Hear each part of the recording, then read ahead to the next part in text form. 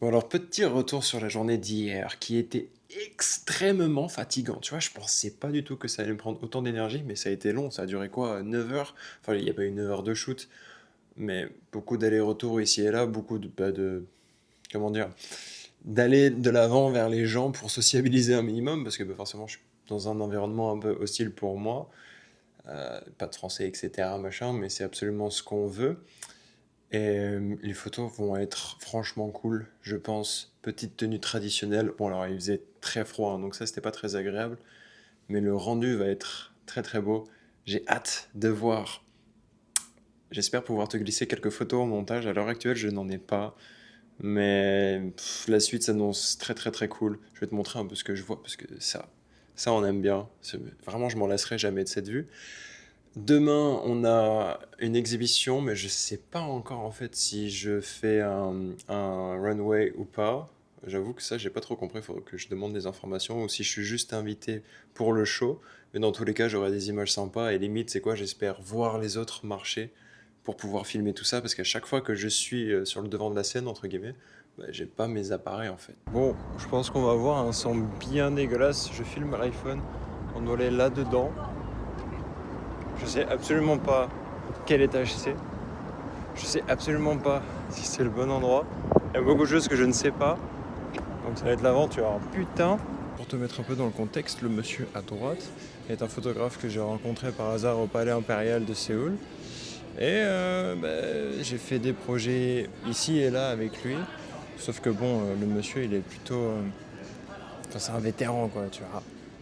Il a fait énormément de choses. Notamment en 2004-2005 pour Vogue. Et c'est plutôt stylé tout ce qu'il fait. En fait, il a fait énormément de choses et comme dirait un de mon pote, il a pris sa bite et son couteau et il est allé conquérir le monde, en quelque sorte. Ouais. Le seul problème, c'est que je n'ai aucune putain d'idée de où est la camaraderie. Eh bah putain, c'était quelque chose. Hein. Vraiment quelque chose. On arrivait quoi 1 heure en avance, on a révisé vite fait le chemin, je sais pas comment on appelle ça honnêtement quand on fait un défilé, mais c'était super cool.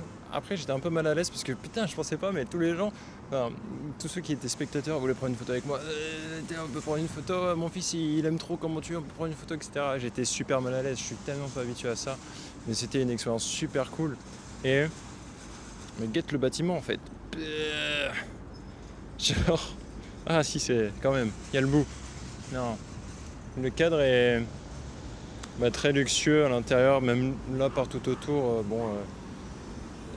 Gucci, machin, ceci, cela. Après, je réalise pas trop. Honnêtement, moi, si je suis juste là, je fais ce qu'on me dit de faire. À vrai dire, j'ai pas plus de libre arbitre que ça, mais ça me va parce que ça me fait faire des trucs de ouf que j'aurais pas pensé faire ici. Donc, je prends. Tiens, mate-moi un peu la beauté de cette rue. Enfin, c'est pas foncièrement qu'elle va être très très belle, mais elle a une vibe vraiment authentique avec des Goshiwon un peu partout. Je crois que c'est ça. Hein. Pas sûr si chaque bâtiment est un Goshiwon, mais ça a l'air d'être des petits appartements typiques coréens. Donc, si, ouais. En tout cas, c'est magnifique. Moi, je suis un grand fan de porte. Guette la porte. C'est trop beau. Voilà. Là, on va aller tourner la vidéo qui sort vendredi en one shot, sans script. On va voir ce que ça donne. Je suis pas très confiant parce que je connais à peine mon sujet. Je suis équipé comme pas possible. C'est très galère. Oh, recentre. Bah ouais, putain. Pire cadreur, ça change pas. Bref. Dis-toi que tout ce merdier, donc il y a ça, ok, c'est un fait. Il y a ça, tout ça, et également tout ce qui est au fond là-bas. Avec évidemment, et si tu joues au basket, tu sais à quel point c'est magnifique d'avoir des terrains comme ça, plus des filets. Hein. En France, on n'a pas le droit aux filets. Avec ça, etc. Une énorme librairie ou que sais-je à l'extérieur. Tout ça est un putain de complexe universitaire. C'est un peu un truc de fou quand même. Là, t'es étudiant ici. Bref, d'un côté, t'as la belle vie parce que t'as énormément de commodités à côté de toi. mais de l'autre côté, on sait qu'ils cravachent comme des fous. Mais bon, il y a même des barres de traction quand même, tu vois. Donc c'est pas mal. C'est vraiment pas mal. Mais qu'est-ce que c'est beau encore une fois. Bon, c'est full travaux. Je me suis fait un peu avoir. On va trouver un spot un peu plus calme. Mais c'est... Get. C'est trop stylé. J'adore cet endroit. Vraiment, Annam, c'est trop cool. En fait, je pensais que j'abusais un peu et que j'extrapolais pas mal.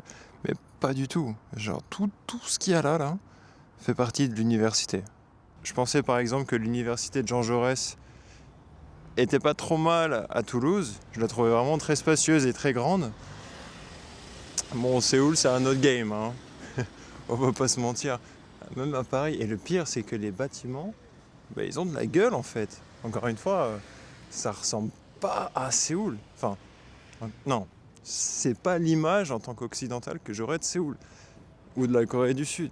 Les bâtiments, je sais même pas trop en réalité à quelle architecture ça me fait penser. Mais ouais, pas une architecture coréenne, ça c'est sûr. Plutôt ce que j'ai montré juste avant. Et là, c'est bien différent. Bienvenue dans la vraie vie, les gars, hein. C'est exactement pour ce genre de choses que je dois produire plus de quantité plutôt que de la qualité. Parce que sinon, je vais jamais m'en sortir en fait. Je vais jamais pouvoir avoir un workflow efficace. Je vais me perdre dans le superflu et ne jamais être réellement apte. Donc là, la mission, c'est de faire et faire encore. Le truc, c'est que si j'ai oublié la tâche, ça va être complicado. Aïe. Eh ben, devine quoi, mec. Je l'ai oublié, mais c'est pas grave, puisque j'ai celui-ci. Donc, je vais gentiment couper le rush ici, parce que j'ai besoin de ce qu'il y a en dessous. Bon, c'en était un autre. C'est dommage, hein. Mais ainsi va la vie, d'être une tête en l'air. Ciao. Kimchi fried rice egg mori, c'est trop bon. C'est donc, je sais pas moi, 1,50 € on va dire. 270 calories, ok. T'as que 5 grammes de gras, contrairement à ce qu'on pourrait penser pour 8 grammes de protéines. Et c'est vraiment trop bon. C'est plutôt rare. Donc si jamais tu le vois dans un 7-Eleven, c'est là que je les trouve en l'occurrence, fonce. Fonce, c'est une tuerie.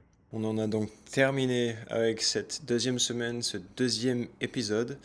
J'ai pas du tout fait le montage, donc je sais pas exactement à quoi il ressemble. La semaine était franchement intéressante, mais j'ai un peu procrastiné à la fin pour être honnête. J'ai fait une vidéo, donc je suis plutôt fier.